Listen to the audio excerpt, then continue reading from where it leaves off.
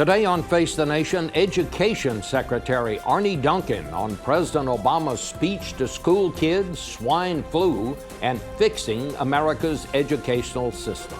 President Obama's upcoming speech to the school children Tuesday has created such an uproar that some schools are not going to show it, and some parents say they'll keep their children at home. What is going on?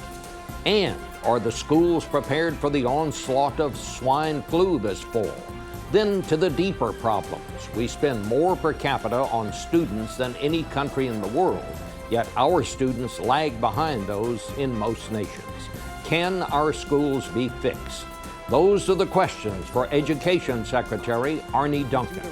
Then I'll have a final word on a real mess of a summer. But first, Education Secretary Arne Duncan on Face the Nation.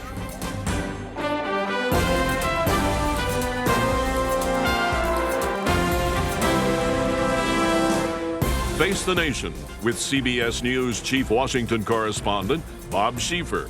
And now from CBS News in Washington, Bob Schieffer. And good morning again. When President Obama was looking for someone to run the education department, he did not have to look far. He picked Arne Duncan, who had compiled an impressive record of achievement as head of the schools in Obama's hometown of Chicago. Mr. Secretary, welcome to you this morning. Good morning. Thanks for the opportunity. The president's planning to speak to the nation's school children Tuesday by C-SPAN and the internet, and I think it's fair to say the White House was blindsided by the reaction that's blown up.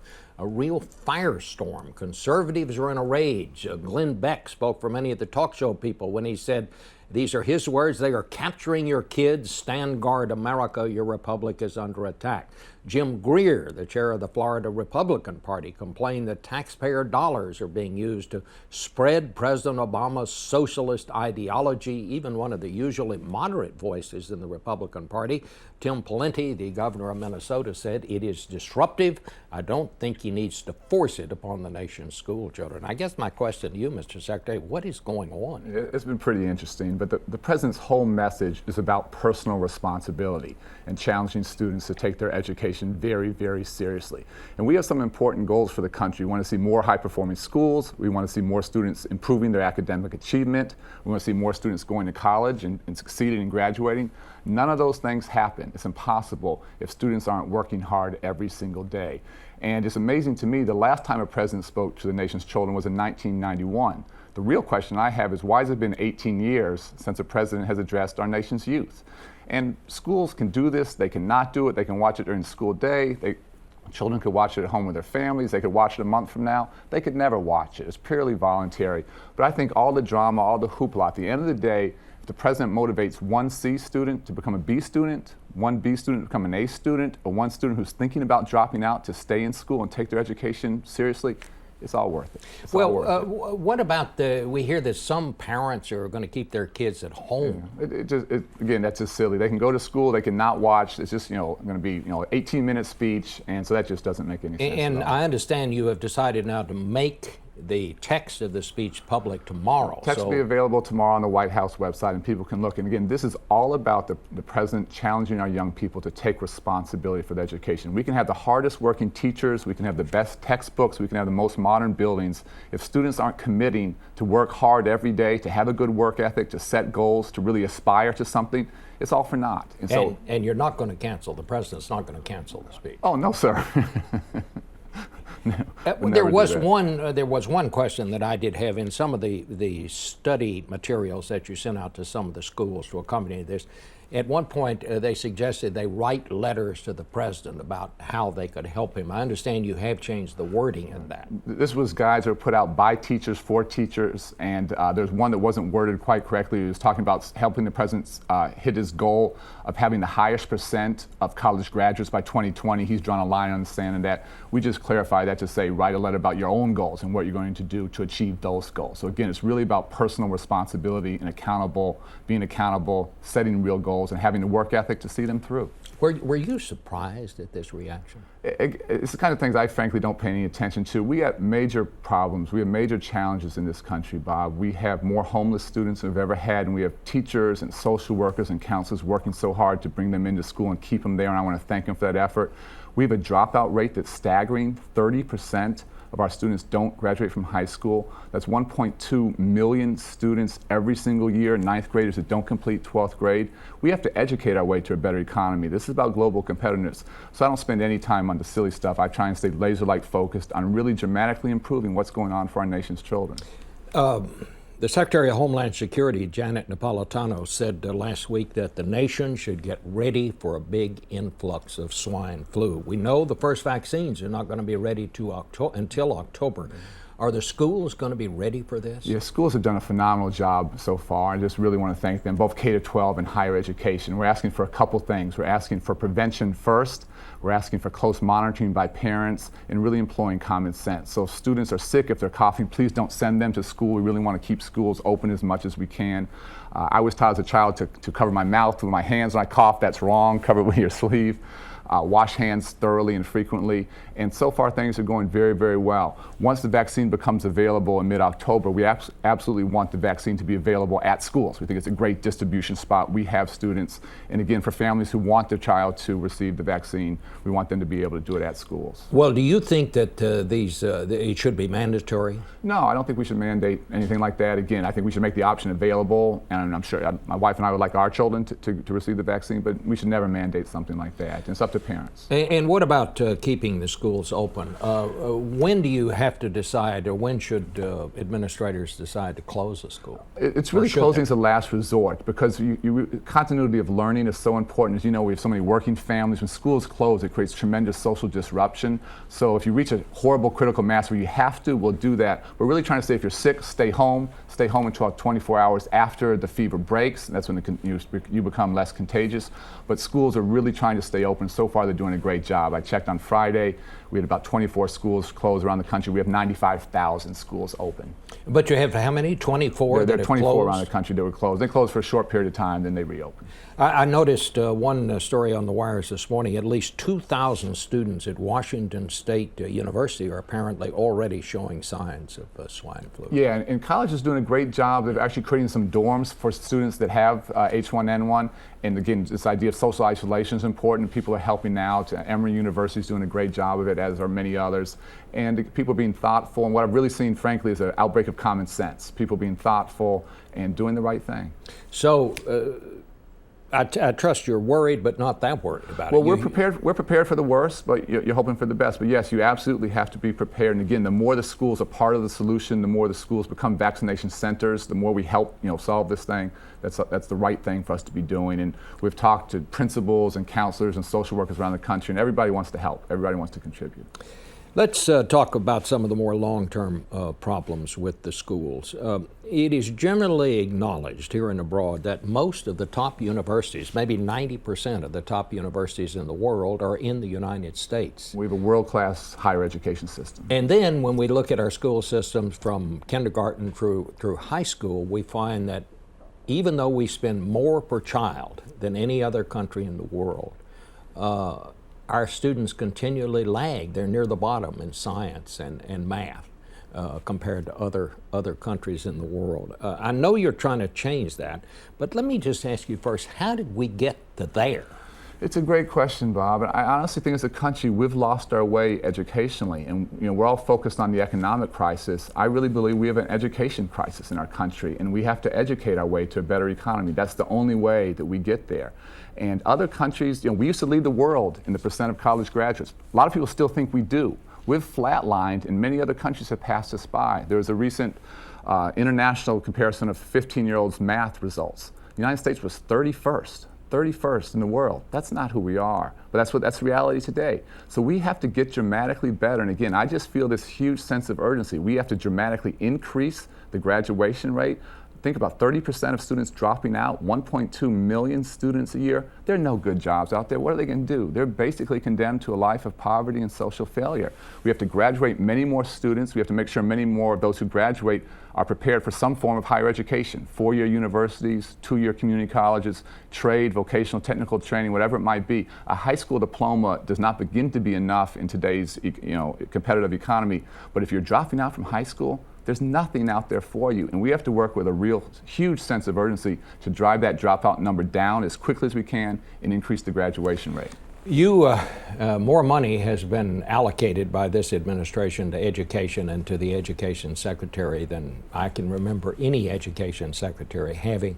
You have launched one program, your Race to the Top program. Basically what you're doing, you are telling schools and states to reform, to close the bad schools, to get rid of the bad teachers, to encourage the good teachers, a lot of reforms, and if they do that, then the federal government is willing to give them millions of dollars. How exactly does this work? With unprecedented resources, and I want to thank the President and a bipartisan Congress so much for their support, with unprecedented resources has to come unprecedented reform. More of the same, investing in the status quo is not going to get us where we need to go. So we're challenging states, we're challenging districts, we're challenging nonprofits in a couple of areas. We're saying you have to raise standards. We need a high bar, college-ready, career-ready standards for everybody, for every single student. We're saying you have to track students throughout their educational career. We can't lose them. We have to figure out where we're doing a good job with them and where we're not.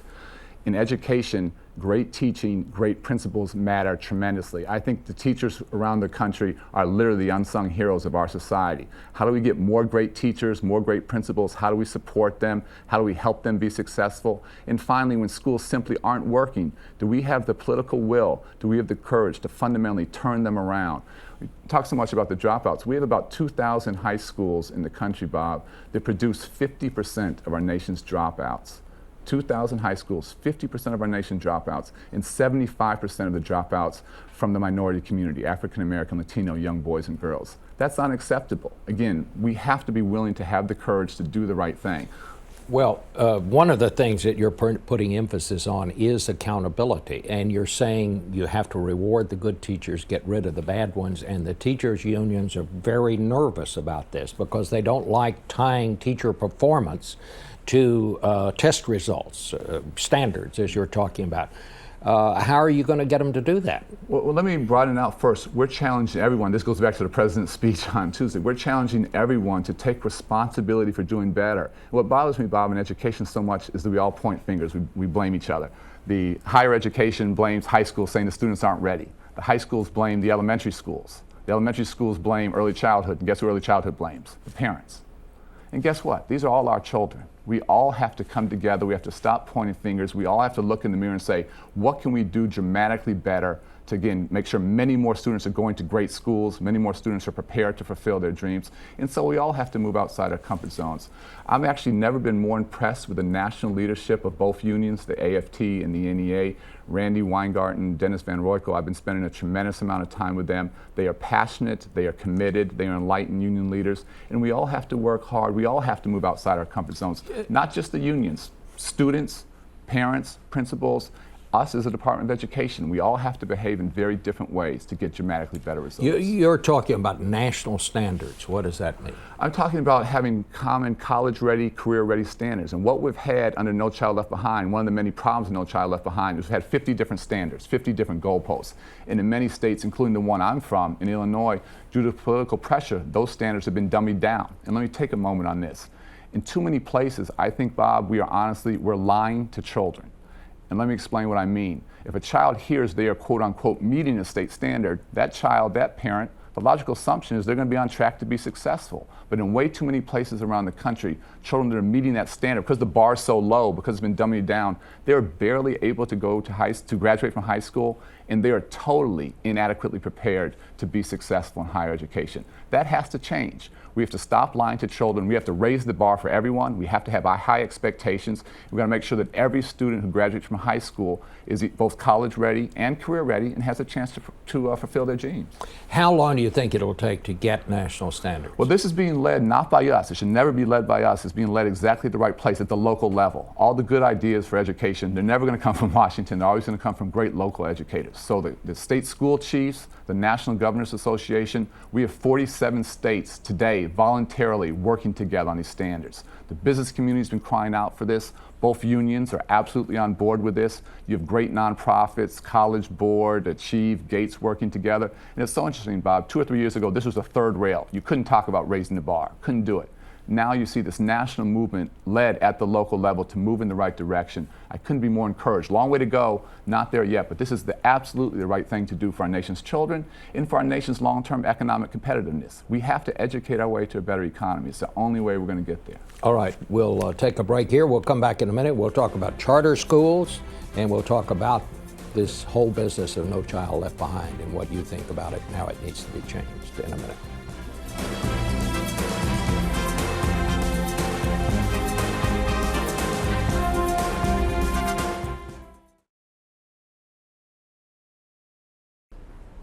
And we're back now with the Secretary of Education, Arne Duncan. Mr. Duncan, let's talk a little bit about No Child Left Behind. This was a cornerstone of the Bush education policy. Senator Kennedy joined with the president to craft that legislation.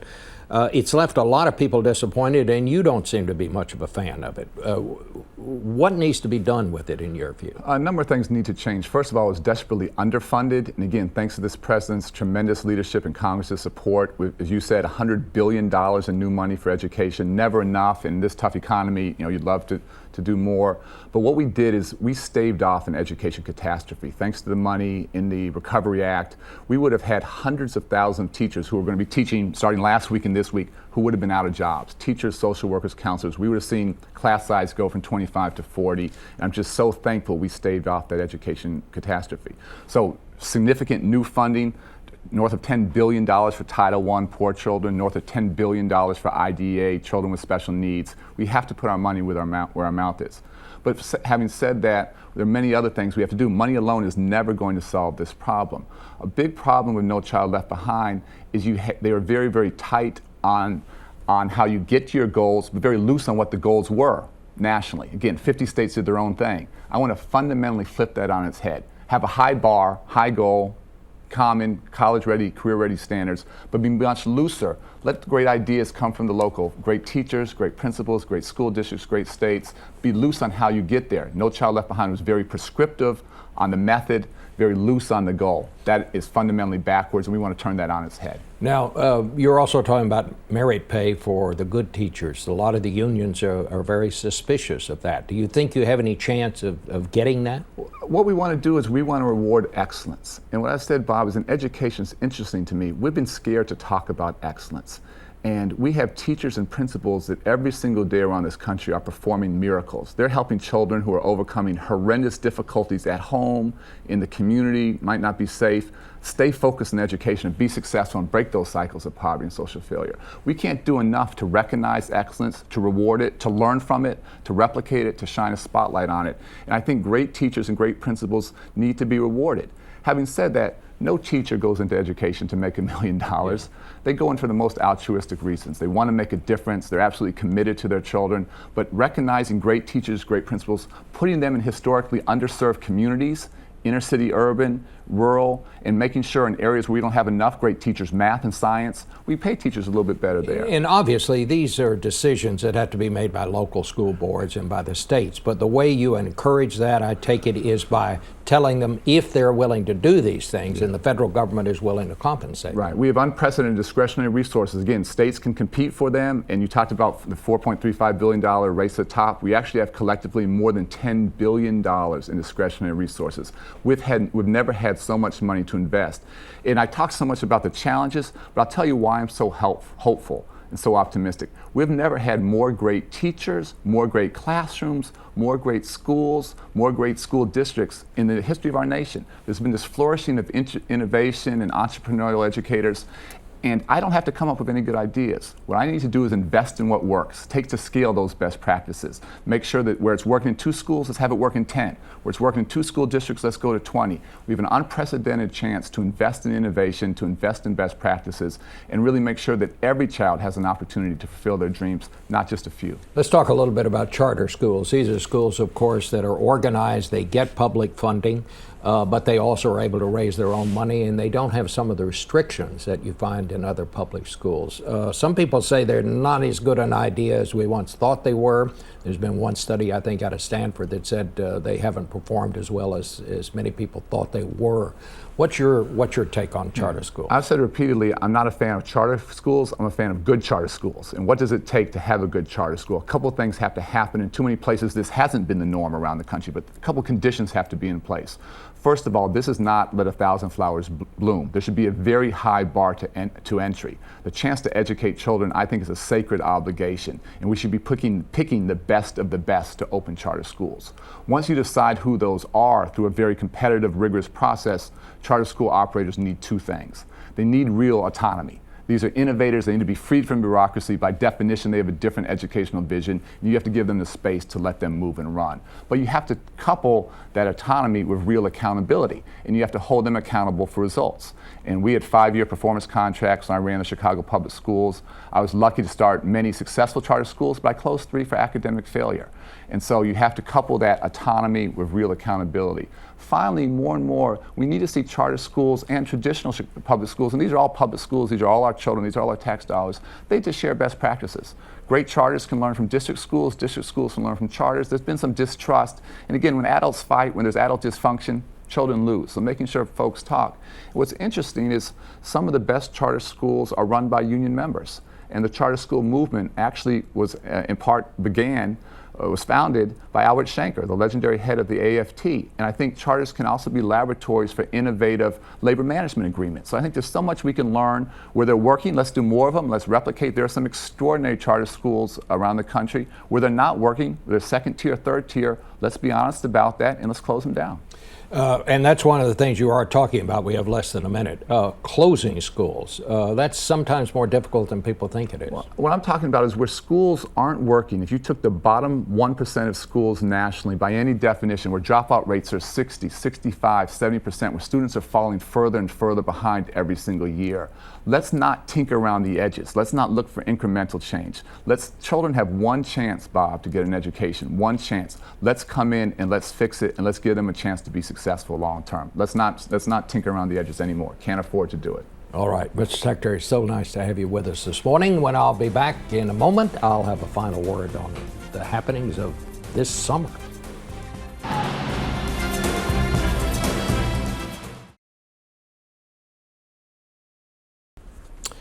Finally today, well, here we go again. School is coming, summer is over, and that's about the best you can say for any of it. Congress comes back to town this week and is probably glad to be back. For one thing, it should be more pleasant around here than back home, where constituents were in a foul mood and town meetings turned so nasty, Jerry Springer could have run them unedited and no one would have noticed old Jerry wasn't even there. Last week, the White House was putting final touches on the president's make-or-break speech to Congress on health care this Wednesday when it was blindsided by that firestorm of conservative opposition to his plan to speak to the nation's school children about the rewards of staying in school and off dope. The president's poll numbers went down as unemployment figures went up again, and the news from abroad was no better as the war in Afghanistan took a bad turn and commanders were saying more American troops may be needed. The State Department said it had fired many of the guards at the U.S. Embassy in Kabul for holding naked pool parties. In this year's Gridiron Show, where journalists spoof politicians, I played the role of George Bush and sang a parody song that went this way. Things are such a mess, Obama's probably sitting at my desk wishing he was John McCain. Well, looking back on the news of the summer, that's sounding more like a documentary than a parody.